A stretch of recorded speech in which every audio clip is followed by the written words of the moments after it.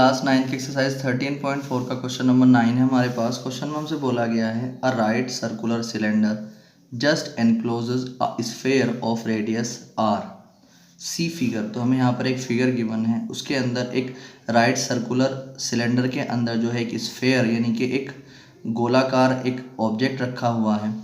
हमसे बोला गया है first surface area of the sphere. तो ये जो स्फेयर है इसका हमें सरफेस एरिया निकालना है। Second curve surface area of the cylinder, हमें जो सिलेंडर गिवन है उसका कर्व सरफेस एरिया निकालना है। उसके बाद ratio of the areas obtain in first and second, यानी इन दोनों क्वेश्चंस में जो हमें एरियाज मिले हैं उनका हमें रेशो निकालना है। तो सबसे पहले हम बात कर लेते हैं surface area of the sphere यानी कि फर्स्ट पोर्शन की, यानी कि फर्स्ट क्वेश्चन की, इसके फर्स्ट पार्ट की। तो जो फर्स्ट पार्ट है हमारे पास, अगर हम उसकी बात करते हैं तो उसमें स्फेयर का सरफेस एरिया हमसे फाइंड करा रहा है, ठीक है।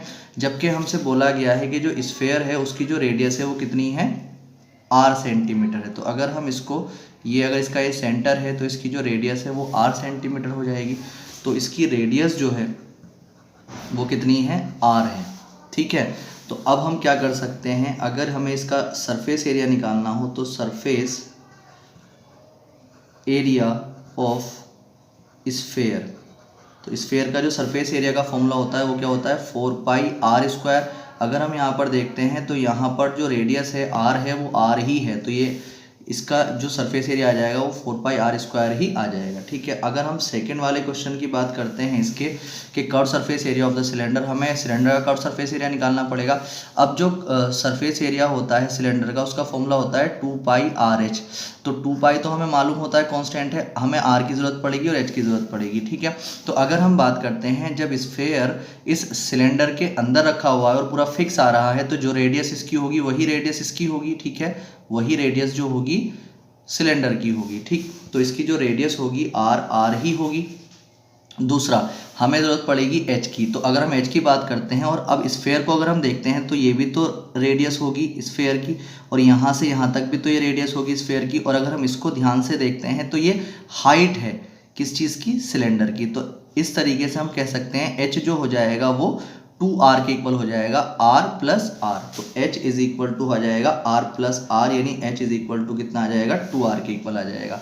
अब अगर हम देखते हैं यहाँ से तो हम सरफेस एरिया निकाल सकते हैं, curved surface area, curved surface area of cylinder.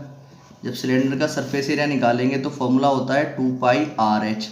तो 2π तो ऐसे ही रखेंगे, r ही था, h कितना आया था हमारे पास 2r, ठीक है। तो 2 2 ज़ा 4 और पाई और r की करेंगे तो r² हो जाएगा, ठीक है। तो हमने देखा कि कर्व सरफेस एरिया जो आया सिलेंडर का वो भी कितना आ चुका है, 4πr² आ चुका है। अब जो थर्ड पार्ट था इसका जिसमें हमें क्या निकालना था, रेशो निकालना था, जो फर्स्ट में मिला और जो सेकंड में मिला उन दोनों में। तो हम रेशो बड़ी आसानी के साथ यहाँ पर निकाल सकते हैं।